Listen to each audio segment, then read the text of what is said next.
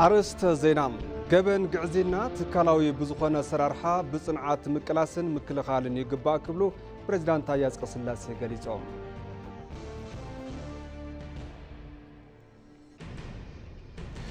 أب سلسة كللات بخلة مليون يورو زي تكبر بروجكت انت السلام علاو كينو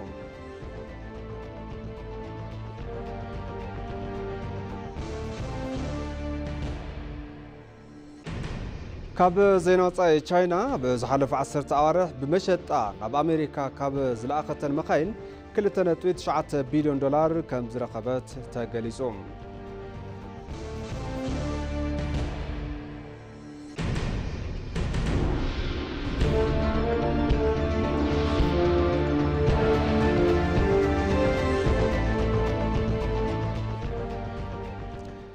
سلام تعنا باللي زخوركم تملكتنا كمي تمسيو ساعات حدا قينو كم تلمود معد زينا حزنا متينا لنا زيناتات ندام راحكم سخمصنه انا برهان فسايم فلما بحصر زيناتات كجمر إثيوبيا زلعله متن بون اتفر هاجر نمغبار زتجمرو سرحتي تطناخيروم كم زغصلو قدامي منستر ابي احمد تزاريبوم أب زحلف 5 عامات مفراينت بون نمدنفع أب زتوغنو سرحتي عمتاوي متن فريات بون كاب زنورو 500 شح طن بعصفي كتعبي كم زقالتون حبيرهم بمنصراتاو دما أب استزازم بجت عامات 2016 كاب نقد وصايبون لعلي 1.4 بليون دولار اتاو استرخبن تخون أب استحاز بجت عامات دما اذا احاز ناب 2 بليون دولار كبن مبال بفولي تخرت اناتسرح يركب كساب حزي بزولو كيد دما تي تلمي نمعوات زخلو زبرتات عوصيتات اناتمزغو مخانوم تزاريبوم زبناوي لمعات مصنبون بماشين استحجز مراي فريات بون بمكياد كاب هكتار كساب 6 كونتال مركاب مخالو دما نزعوت صبوق مرأي يكبلو تم قدامي منستر املاخيتوم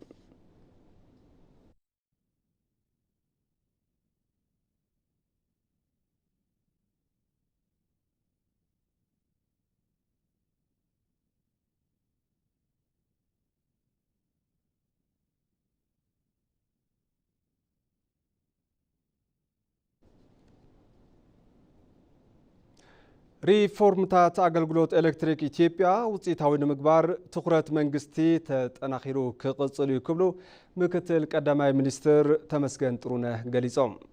توم مكتل قدامي منستر بمحوراو ميديا غصوم لومعنتي اموحاوي أغلغلوت عماويلن ماخلات صاوعيتن أغلغلوت إلكتريك إثيوبيا تعزبتي بمغبار اتتكال نعماويلو زوبو أغلغلوت زحشه نمغبار اناوغنوم زركو سرحات ريفورم كم استملكتو غليصوملوم اتي أغلغلوت بزحات عماويل ناي متنغار عقمو بمدنفع مغلولا نمنكاين قلص اسرار حسرعات نمتغبارن ابز سالطوم تغبارات تزاتينا كبلون تزاريبوم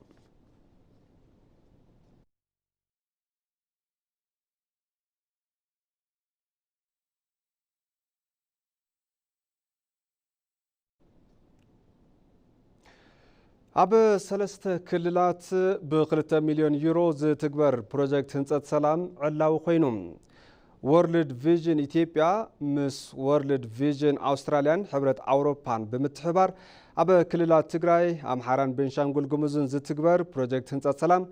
لوم عنتي علاو تغيرولوم تي بروجكت ن 35 شح زيغاتات بقطع تطقمتي كم زغبرن أب 12 ورداتات سلستين كللات بغونصي امونغوس تغودو محبرسبات محبراوي متسار مفطار زعلمن يتباهيلوم ابتي مدرخ استرخبو منستر ديتا سلام كيردين تزرع كم استزاربو منغستي غونصتات بسلامو مگدي نخفتحو بعال صنوع قواميو لمقنه مسراويت نصانت اورومو استغبر سمعنت سلام دما نزي زغلص يلوم بريزيدنت غزياوي ممحدار كلل تግራይ ايت ጌታቸው ረዳ ቦገኖም ወርልድ ቪዥን ኢትዮጵያ አብዝ ተፈላላዩ ዘፈራት እና ጎሮን ዝርከብ ደገፍ አድኒቆም እቲሎም ማዓንቲ ዕላው ዝኾነ ፕሮጀክት አብ ጎንጽን ኩናትን ዝጸንሑ ከባብታት ናብ ሰላም ንዝገብርዎ ጉዕዞ ካብ ምድጋፍ ተወሳኺ ካልኦት መዳርግቲ ልምዓት ተማሳል ተግባር ንክሰርሑ ዝሕግዝ ኢሎም እቲ ፕሮጀክት ንህዝቢ ትግራይ ዘለዎ ረብሓ ኣዝዩ ልዑል ምዃኑ ብምግላጽ ንህዝቢ ትግራይ ካብ ሰላም ዝበለጸ አጀንዳ የለን ካልኦት ካላትጎን ነዚ ብምድጋፍ ኣብ ጎንና ጠጠኩል ይግባይሎም እቲ ፕሮጀክት ህንጸት ሰላም ብጎንጽ ዝተጎዱ 30,000 ሰባት ن1,200 ኣብ ህንፀት ሰላም ንሳተፉ መናእሰይ ን1200 መራሕቲ ሃይማኖት ሓዊሱ ንልዕሊ 35,000 ሰባት ብቐጥታ ተጠቀምቲ ዝገብር ምዃኑ ተገሊጹሎም።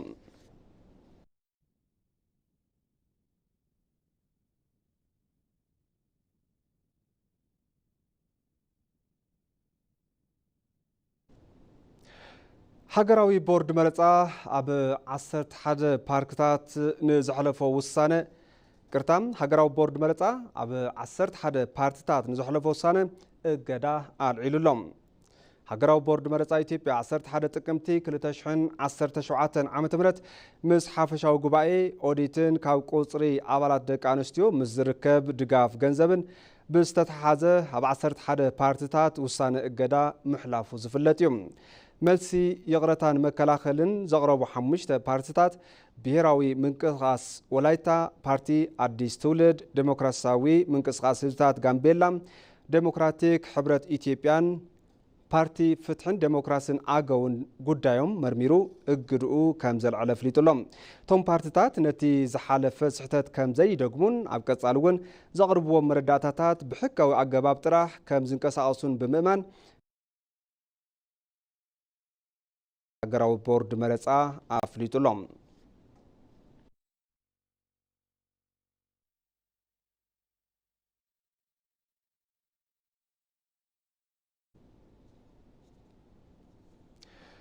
ሕግታት ቀረፅን ታክስን ኢትዮጵያ ብቐሊሉ ዝርከብሉ ኦንላይን መርበብ ሓበሬታ ዕላው ኮይኑ ሚኒስትር ገንዘብ ምስ ሌክሲስ ኔክሲስ ሩል ኦፍ ሎው ፋውንዴሽን ብምትሕብባርን ዘሰናድኦ መርበብ ሓበሬታ ልዕሊ 300 ሕግታት ታክስ ብቋንቋታት ኣምሓርኛን እንግሊዝኛን ዝተቐመጠሉ እዩ ተባሂሉሎም። ኣብቲ መርሃ ግብሪ ሚኒስትር ዴኤታ ገንዘብ እዮብ ተካልኝ ቅድሚ ሕዚ ዝነበሩ ሕግታት ታክስን ቀረፅን ንማሕበረሰብ ወይ እውን ንከፋሊ ግብሪ ዝበፅሕሉ መገዲ ኣጸጋሚ ከም ዝነበረ እዮም ገሊፆም። እቲ ስርዓት ኦንላይን ምዝርግሑ ዜጋታት ብቐሊሉ ሕግታት ክረኽቡ ኣብ ምግባር ስርዓት ታክስ ግልፅን ፍትሓውን ንምግባር ዝሕግዝ እዩ ኢሎም ኣሎም።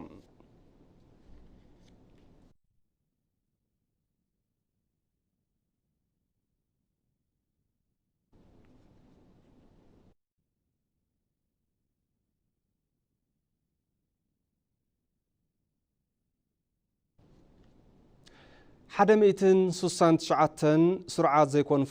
ፍልሰተኛታት ብክልተ ዙር በረራ ናብ ሃገሮም ከም ዝተመለሱ ኤምባሲ ኢትዮጵያ ኣብ ጅቡቲ ኣፍሊጡሎም። እቲ ኤምባሲ ኣብ ጅቡቲ ምስ ዝርከብ ዓለም ለኸ ትካል ፍልሰተኛታት ብምትሕባር እቶም ፍልሰተኛታት ናብ ኢትዮጵያ ክምለሱ ከም ዝገበረ ኣምባሳደር ብርሃኑ ጸጋይ ኣብ ማሕበራዊ ሚድያ ገጾም ገሊጾም ኣሎም። መገዲ ጅቡቲ የመን ሓደገኛን ብምኽንያት ሓደጋ ምግልባጥ ጀልባ ህይወት ብዙሓት ሰባት ንሞት ዘቃልዕን ብምዃኑ ኩሉ ዜጋ ንባዕሉን ንስድሩን ክሕሉ ከም ዝግባእ እውን ኣገንዚቦም።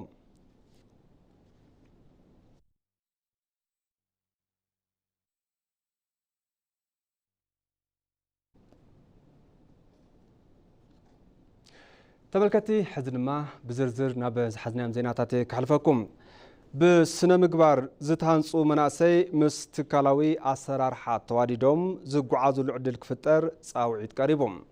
ፕሬዚዳንት ፌደሪ ታየ ኣጽቀሥላሴ ኣብ ዝተረኸብሉ መበል 21 መዓልቲ ፀረ ግዕዜና ተኸቢሩ። ንፀብጻብ ሞላ ኣለማየሁ መርሃ ሰላም ረሳ መናእሰይ ማእኸሉ ዝገበረ ቃልሲ ፀረ ግዕዜና ስብእና ጽባሕ ያሃንጽ ብዝብል መሪሕ ቃል መበል 21 መዓልቲ ፀረ ግዕዜና ተኸቢሩ እዩ። ፕሬዚደንት ፌደሪ ታየ ኣጽቀሥላሴ ግዕዜና ከም መሰረት ዝነበሩ ማሕበራዊ ክብርታት ብምጉሕጓሕ ጉድኣት የስዕብ ምህላው ገሊጾም። ሙስና በኢትዮጵያ ኮንቴክስት ይዘት ግዕዜና ኣብ ዓውድን ትሕዝቶን ኢትዮጵያ ንነዊሕ እዋን ዝዓቀብናዮም ብገንዘብ ዘይትመኑ ማሕበራዊ ሃፍትታት መግለጺኦም ኣተሓሳስባን ባህርን ዝኾኑ ኣቀባብላትና ዘልምስ ዕቤት ዝኸልፍ ንሎሚ ሰጊሩ ናይ ጽባሕ ወለዶ ጸጋታትን ካብ ድኽነት ንምውፃእ ዘለና ተስፋ ሓዊሱ ዝቖጽኢ መንቀርሳ እዩ። ብምዃኑ እውን ኣብ ኢትዮጵያ ግዕዜና ንምክልኻል ብስነ ምግባር ዝተሃንጹ መንእሰይ ምስ ትካላዊ መስርሕ ክዋደዱ ምግባር ግቡእ እዩ ክብሉ ፕሬዚደንት ታየ ኣጽቀሥላሴ ይሕብሩ። የበለጸገና የላቀ አገር ለመገንባት ዝማዕበለትን ዝበረኸትን ሃገር ንምህናጽ ዝደልደለን ዘመናውን አሰራርሓ ወይ ድማ ብልሕ ምህናጽ የድሊ ማእኸል እዚ ህንጸት ድማ እቲ መንእሰይን እዩ ብምዃኑ ስነ ምግባርን ባህርያዊ ዝኾነ ስርዓት ወይ ድማ ሲስተም ኣዋሃይዶምን ደሚሮምን ዝሓዙ መናእሰይ ክህልው ከለው እዩ ግዕዚና ናይ ምቅላስ ተበግሱ ክዕወዝ ዝኽእል ኣብዚ ሳለጡ ጸረ ግዕዚና ዕማማት ምጉዳድ ትካላት ገዛ ኣግድ ኣለዎ ዝብሉ ቶም ፕሬዚደንት መናእሰይ ማእኸል ዝገበሩ ጭቡጥ ውጽኢታት ንምዕታር ሓገዝ ዘለዎ እውን ይብሉ ተቋማዊ ኣሰራርን ማጽናት ትካላዊ ኣሰራርሓ ጽኑዕ ደው መበል ክህልዎ ይግባእ እዋናዊ ንፋስን ናይ ይብጻሕ ኣሰራርሓን ምእላይ የድሊ ነገራት ትካላዊ ምግባር ኣገዳሲ እዩ ምስ ዝተተሓይዙ ምምግጋብ ትካላት ግሁድ ምግባር ኣገዳሲ ካብ ግዕዚና ሓራ ዝኾነት ጥንክርቲ ሃገር ንምህናጽ ብሓባር ናይ ምስራሕ ሓላፍነት ናይ ዝወለዶ ግቡእ እዩ ከም ሃገር ኣብ ዝዕመሙ ሰለጤናት ጸረ ግዕዚና ንህንጸት ስብእና መንእሰይ ኮሚሽን ጸረ ግዕዚና ፌደራል ምስ ሚኒስተር ደቂ ኣንስትዮን ማሕበራውን መረዳድእ ሰነድ ተፈራሪሙ እዩ ዝተፈላለዩ ብሔርን ብሔረሰባትን ዝርከቡላ ክልል ደቡብ መዓልቲ ብሔርን ብሔረሰባትን ሎም ዘመን ብድሙቕ ምኽባር ይዝከር ከተማ ኣርባ ምንጭ ካብ ዝተፈላለዩ ክልላትን ወፃኢ ሃገራት ንዝመፁ ዑደተኛታትን ብዝግባእ ኣተኣናጊዳ ሰንያላ ዳሃብ ያሲን ዝርዝር ኣለዋ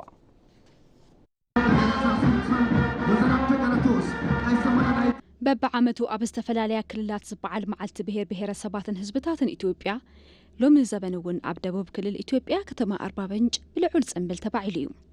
ስርዓት ፌደራሊዝም ዝተመስረተሉ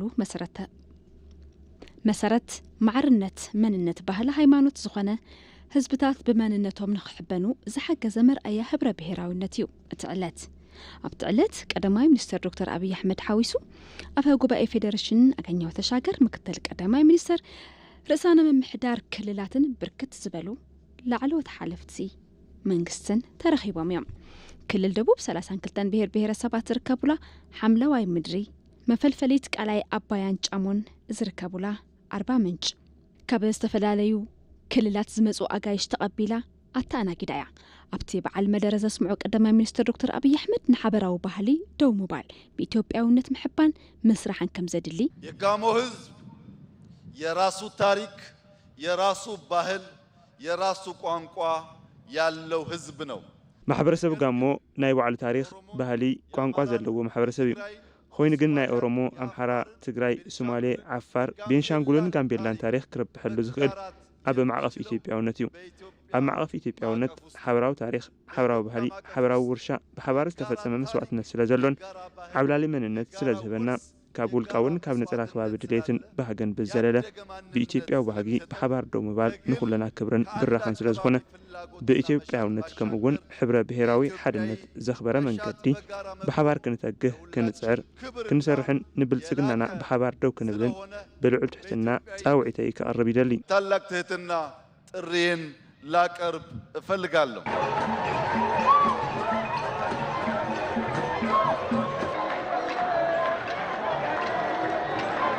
ህዝቢ ህብረ ብሔራውነት ክስምዖ ይግባእ ዝበሉ ቶም ቀዳማይ ሚኒስተር ሃፍተ ገነት ኢትዮጵያ ተቆፂሩ ዝውዳእ ብዘይ ምዃኑ ህዝብታት ሃፍቶም ብኣግባቡ ብምጥቃም ብሰላም ብምርድዳእ ክነብሩ ከም ዝግባእ እውን ኣብቲ ዕለት ዝተሰመረሉ መልእኽቲ እዩ አባይን አባይ ያሰኘው በጋራ መፍሰሱ ነው ንኣባይ ኣባይ ልዘስመዮም ብሓባር ምውሓዝ እዩ ካብ ግሽ ኣባይ ዝፈልፈል ብሕታዊ ሩባ ንበይኑ ነዚ ዝኣክል ርሕቐት ክጓዓዘ ይኽእልን ድዲስ ሓዊሱ ንደቡስ ሓቂፉ ብቁፅሪ ብዙሓት ወሓዝቲ ተሰኪሙ ተጸንቢሩ ትውሕዝ ተሎ ሓመድ ጎቦ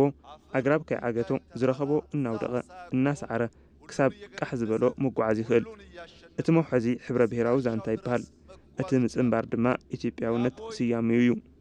ከም ኣባይ ተጸንቢርና ብሕብረ ብሔራውነት ብሓደ መውሐዚ ምውሓዝ ሕርያና እንተኾይኑ ንሰላም ቅድሚት እንተሂብና ኣብ መድረኽ ዓለም ኢትዮጵያ ዓባይ ሃገር ኮይና ብልጽግና ንደቃ እትሰጋገር ሕድሕድ ዜጋ ዝሓልፍ ምዃኑ ተገንዚቡ ዘይሓልፍ ታሪኽ ኣሰር ጭቡጥ ተግባር እምቢሩ ክሓልፍ ደጊመ ጻውዒተይ ክሕልፍ ይብህግ የማያልፍ የተግባር ስራ ሰርቶ ማለፍ እንዲችል በድጋሚ ጥሬን ማስተላለፍ እፈልጋለሁ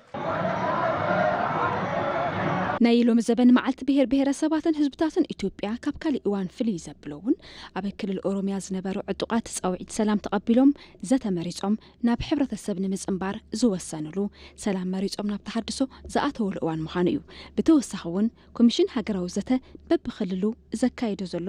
ዘተ ሃገራዊ ምርድዳእ ንህብረ ብሄራዊ ሓድነት ንዝብል ናይ ለም ዘበን መሪሕ ሓሳብ ዘጠናኽር ምዃኑ ፍልይ የብሎ። በኦሮሚያ ክልል በሺ የሚቆጠሩ ታጣቂዎች ሰላም ከጦርነት ይሻላል ኣብ ክልል ኦሮሚያ በሽሓት ዝቆፀሩ ዕጡቃት ሰላም ካብ ኩናት ዝሐሸ መማረፂ እዩ ምዝታይ ካብ ምጥህፋእ ተጠላቢ እዩ ካብ ንባላዕ ኣፈላላይና ኣብ ዙርያ ጠረጴዛ ዓሲልና ፖለቲካና ምዕባይ ንክእል ኢና ብምባል ናብ ጎደና ሰላም ከም ዝመፁ ኩላና ንዝክር። እዚ ሰናይ ውሳነ ኣብ ክልል ኦሮሚያ ኣምሓራን ካልኦት ከባቢታት ዝርከቡ ብዕጥቂ ብቃልሲ ብምቅትታል ዓወት ምርካብ ይከኣል እዩ ኢሎም ዝኣምኑ ሓትና ካብ ክልል ኦሮሚያ ዝተዓጠቑ ሓይልታት ሰላም ምምራፆም ምእታዎም ካልኦት እዚ ኣሰር ተኸቲሎም ንሰላም ኢትዮጵያ ደው ክብሉ ካብዚ ሰላምን ፍቕርን ዝተመልኦ ከተማ ንኩሎም ዕጡቃት ሓትና መንገዲ ሰላም ሕርኦም ክኾን ደጊመ መፀዋዕታይ ከመሓላልፍ ይፈቱ። ፍቅርና ሰላም ከተሞላ ከተማ ለሁሉም ታጣቂ ወንድሞቻችን የሰላም መንገድ እንዲመርጡ በድጋሚ ጥሪ ማስተላለፍ ፈልጋለሁ።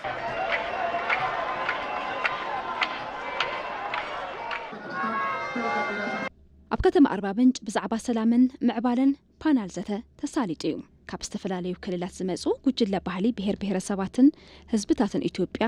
ምርኢቶም ኣቕሪቦም እዮም። ካብ ክልል ትግራይ ዝመፁ ጉጅለ ባህሊ ትግራይ እውን ምርኢቶም ብምቕራብ ኣብ ኣርባ ምንጭ ብምርካቦም ዝተሰምዖም ሓጎስ ገሊፆም እዮም። ብተወሳኺ ካብ ሪፐብሊክ ኬንያ ሱዳን ዝመፁ ኣጋይሽ ተዓደምሉ እዩ ነይሩ። ብተወሳኺ ካብ ኢራንን ዝተፈላለዩ ወፃኢ ሃገራት ዑደተኛታት ተረኺቦም ንኢትዮጵያ ዘለዎም ናዕዳ ገሊፆም እዮም። መዓልቲ ብሄር ብሄረሰባትን ህዝብታትን ኢትዮጵያ ባህሊ ካብ ምልዋጥ ሓሊፉ ኣብ መንጎ ህዝብታት ሓድነት ሕውነትን ንምስጣም ልዑል እጃም ዘለዎ ዕለት እዩ።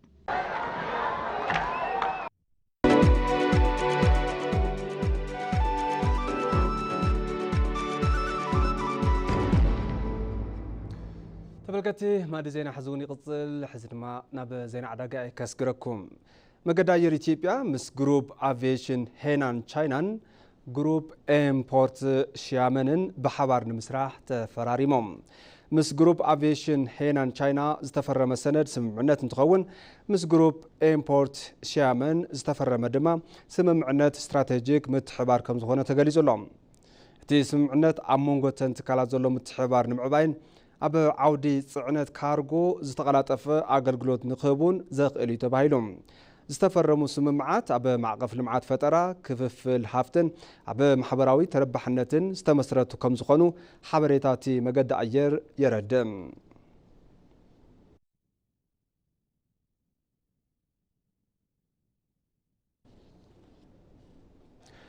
በዓል መዚ ሓለዋ ከባብን ኮርፖሬሽን ልምዓት ፓርክታት ኢንዱስትሪን ናብ ፍሉይ ዞባ ኢኮኖሚ ዝተሰጋገሩ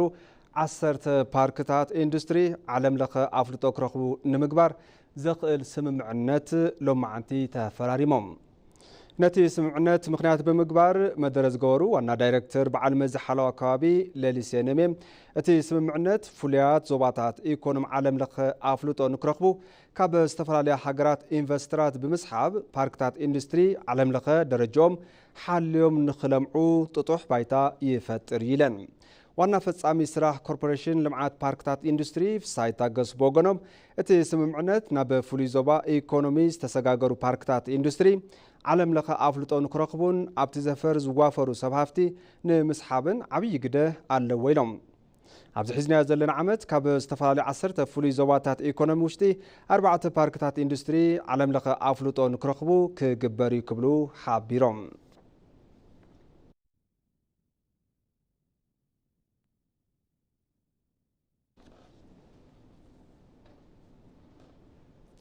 ሕዚ ድማ ዜና ወፃኢ። ቻይና ኣብ ዝሓለፉ 10 ኣዋርሕ ብመሸጣ ናብ ኣሜሪካ ካብ ዝለኣኸተን መኻይን 2.9 ቢልዮን ዶላር ከም ዝረኸበት ተገሊጹ። ቻይና ናብ ኣሜሪካ ካብ ዝለኣኸተን መኻይን ልዑል ኣታዊ ንግዲ ወፃኢ ዝረኸበት ከም ኣቋፅር ኣውሮፓውያን ካብ 1992 ንድሓር ዝለዓለ ከም ዝኾነ እዩ ተሓቢሩ ዘሎ። ቻይና ናብ ኣሜሪካ ካብ መንጎ ዝለኣኸተን መኻይን ማይ ጎልፍን ሃይብሪድን መኻይን ናይ በረድ ተሽከርከርቲ ናይ ኤሌክትሪክ አውቶቡሳትን ትራክተራትን ከም ዝርከበ እንተሓቢሩሎም ካብዚ ተወሳኺ ኣሜሪካ ናይ መንገደኛታት ተሽከርከርቲ ካብ ቻይና ከም እትኣቱ ፍልፍል ዜና ፕራቫዳ ጸብጺቡ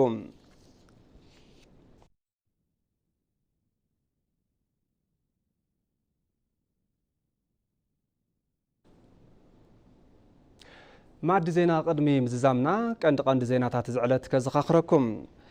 ገበን ግዕዜና ትካላዊ ብዝኾነ ኣሰራርሓ ብጽንዓትን ምቅላስን ምክልኻልን ይግባእ ክብሉ ፕሬዚዳንት ታዬ አጽቀሥላሴ ገሊጾም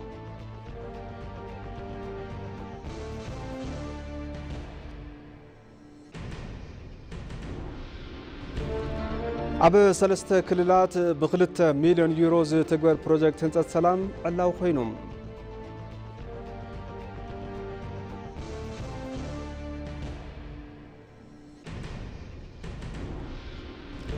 ካብ ዜና ወጻኢ ቻይና ብዝሓለፈ 10 ኣዋርሕ ብመሸጣ ናብ ኣሜሪካ ካብ ዝለኣኸተን መኻይን 2.9 ቢልዮን ዶላር ከም ዝረኸበት ተገሊጹ ባርከስ ተመልከቲ ነዚ ሰዓት ዝሓዝናዮም ዜናታት በዛዚምና ስለምክታልኩም ኣዝና ነመስግን ሰላም